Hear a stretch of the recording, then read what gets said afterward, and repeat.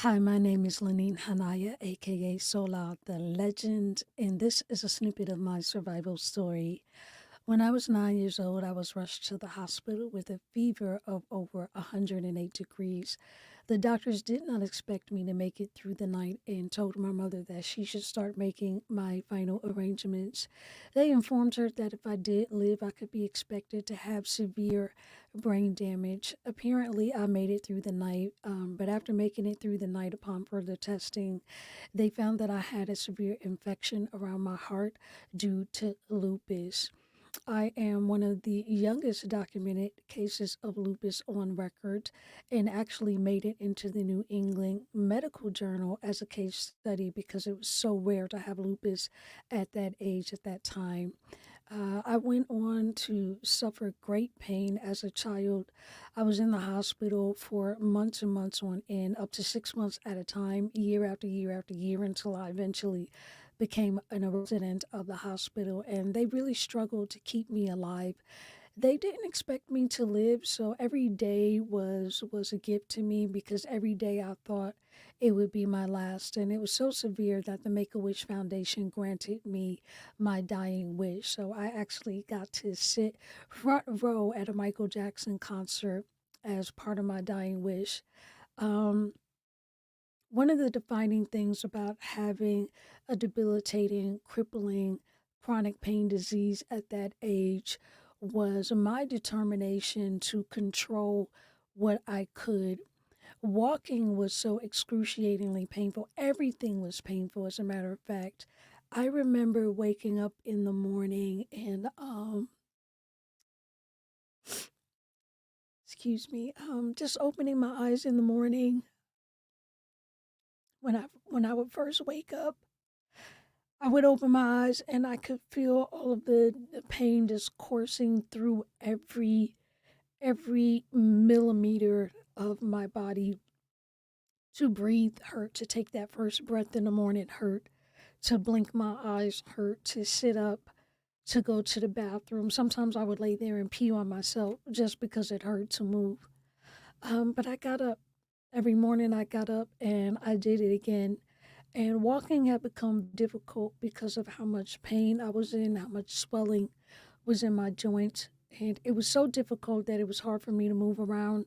And so the doctors opted to put me in a wheelchair.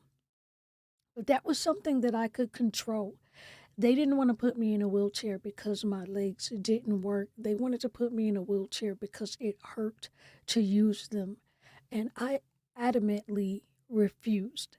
They tried to talk me into it. My mom tried to talk me into it, and I refused. Even at that age, I was 10 by that time. I felt like if I chose to go into that chair, I would never get out. That was going to be my fate and my destiny to spend the rest of my life in a wheelchair. And I was determined that as long as my legs could work, I was going to use them. So I was in school at that time. I managed to go back to my regular school, and my class was on the fourth floor. And so every day I had to walk up and down 4 flights of stairs multiple times to change classes. Um, I was late all the time. And so they decided since I wasn't going to use the wheelchair, that they would have me carried up and down the stairs by one of the janitors. So one day the janitor carried me up and down the stairs for my classes that day, and I felt so defeated. I really felt defeated because I had decided that I was going to use my legs even though it hurt. And for the janitor to carry me was just as great a defeat, if not more so, than to use the wheelchair. So I decided I wasn't going to do that again. And so the next day, I asked my teacher if I could leave a few minutes early so that I would have time to get to the lunchroom and not be late. And she allowed me to do that. I left 15 minutes early. And as I began to walk down the hall, I had to crawl along the wall because it was so painful. And so I was holding myself up, crawling along the wall.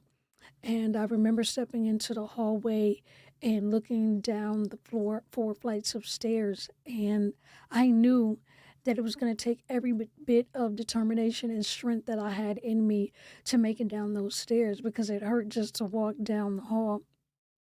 But I began walking, and I took the first step, and a tear rolled down my face. But I took the next one and the next, and I cried every step, and I had to stop and gather myself before I made it down the next step. Well, lo and behold, I didn't know so much time had passed, but 15 minutes later, my class had caught up to me, and I'd only made it halfway down the stairs. And so my teacher said, "Lenine, are you okay?" And I had tears in my eyes, and I was so embarrassed I wouldn't look at her. And I said, "Yes, Miss Bronson, I'm fine." And she said, "No, you're not okay. I'm going to call Mr. Willie to come carry you."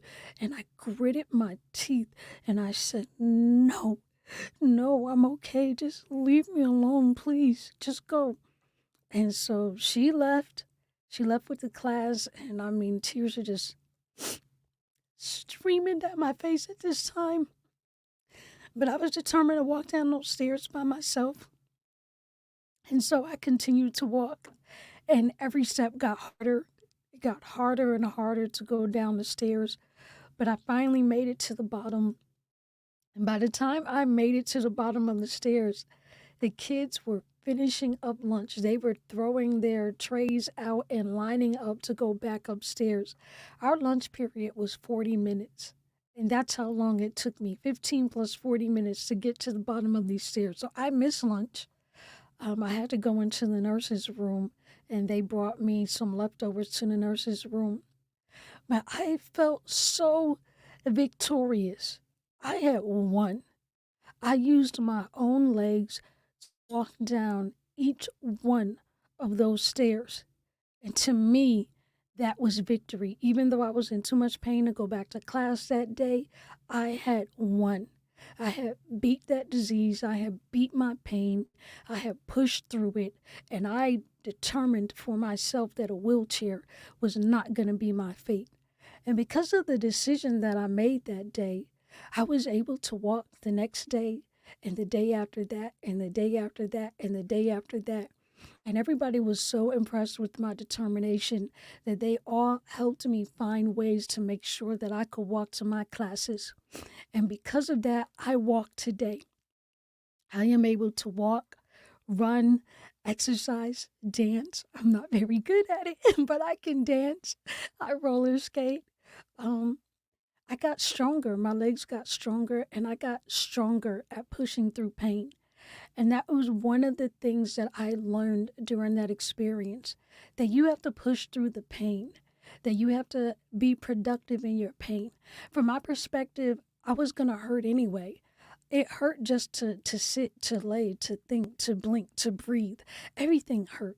So if I was going to hurt anyway, I was going to hurt my way. I didn't want to hurt in a wheelchair. I wanted to hurt fighting my fight, using my legs, giving myself hope that I was going to overcome that pain and become strong enough to walk normally again one day. And I won that battle.